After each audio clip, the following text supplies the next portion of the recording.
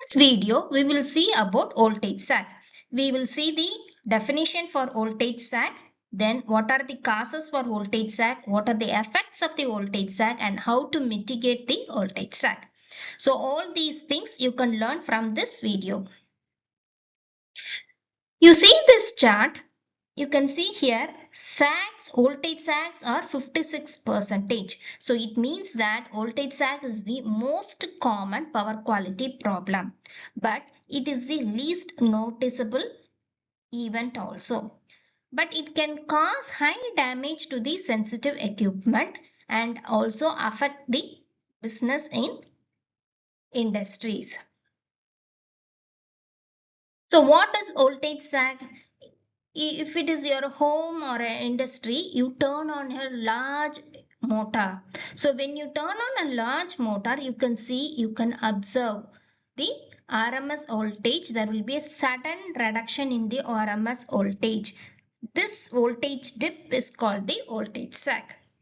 You see here the voltage reduces and then gradually builds up. So this is called the voltage sag. The dip in voltage is called voltage.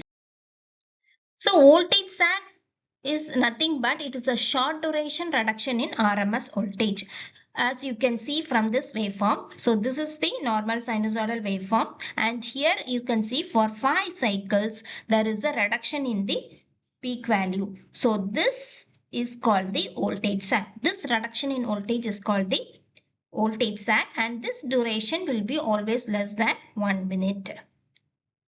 So most of the times it remains invisible to the naked eye. So this can not be detected by most of the protective devices or the protective devices will not trip before this one. So it remains unnoticed and it may be harmful for some sensitive equipments. So what is the voltage sag as given by a IEEE standard? So it is actually a temporary decrease in supply voltage magnitude. Usually this voltage sag magnitude should be between 10% and 90% of the nominal voltage. Okay. So IEEE standard 1159 says the voltage magnitude should be 0.1 to 0.9 per unit and the duration of the voltage sag should be between 0.5 cycle to 1 minute or 60 seconds. Okay.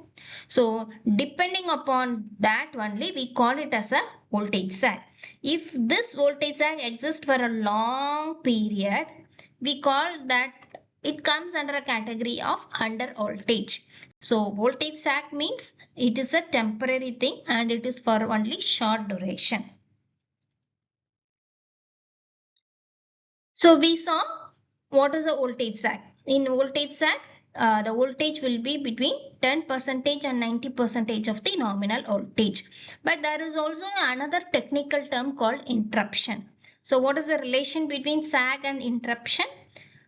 So in interruption, the voltage magnitude, if it falls below 10%, we call that as an interruption. 10%, it means a complete loss of voltage is also called interruption. So what is when a voltage sag becomes an interruption? So normally if there is a voltage sag and if a breaker detects it and it gets tripped, at that time there will be a complete loss of power, then we call it as an interruption. Okay, so voltage sag means a reduction in voltage. If the breaker detects that and it gets tripped, it will lead to interruption. Next we will see what are the parameters that can be used to describe a voltage sag. So the first is the depth or the magnitude. So we have seen that if you have a 230 volt supply as the nominal voltage and a reduction in voltage, a 180 volt or 150 volt can be a voltage sag. So how much voltage is reduced we will calculate. That is the depth. Then duration is the number of cycles for which the sag occurs. So this is the duration. So here it is 5 cycles. Then if in case of a three-phase supply, whether one phase is affected or all the three phases are affected, that we have to find it. Then the other thing is the point at which sag occurs. So at which point of the sinusoidal curve this sag occurs, or the phase displacement, you have to find it out at what phase this sag occurs. So these information are important to protect the sensitive equipment from voltage sag. Now we will see what are the causes of voltage sag. So we saw what is a voltage sag. Voltage sag means it's a reduction in the RMS voltage. So now what are the causes for voltage sag? So the main thing are natural events. So like it can be lightning, wind, or the most common thing is always trees will touch the power line, and one of the line may be sagging, and it can cause a voltage sag. And then squirrels or rodents or loose connections, equipment failure, all these can be a causes of voltage sag. The other causes of voltage sag are the faults on the utility system. If you have any faults, or if you start a large motor, a sudden increase in a load demand. So all these can also contribute to voltage sag. So we will see one by one. If you take the faults on a utility system, for example, you can see this diagram. If a single line to ground fault occurs on this particular line, the voltage sag, so this is if it gets tripped, if these two breakers get tripped, only this line will be feeding this one. So in such cases, the voltage sag can occur here. So the voltage sag, the magnitude of the sag can depend upon various factors. So depending upon the type of fault, fault impedance, distance to the fault, what was the pre-sag voltage level, so what is the type of configuration used, transformer connection, and so many factors are going to influence the magnitude and or the depth of the voltage sag. Next case, if you take starting of large motors, so if I am starting a large induction motor, surely whenever you start a motor, there will be a peak current, peak inrush current will be there. So the induction motor is one of the main cause of this voltage sag.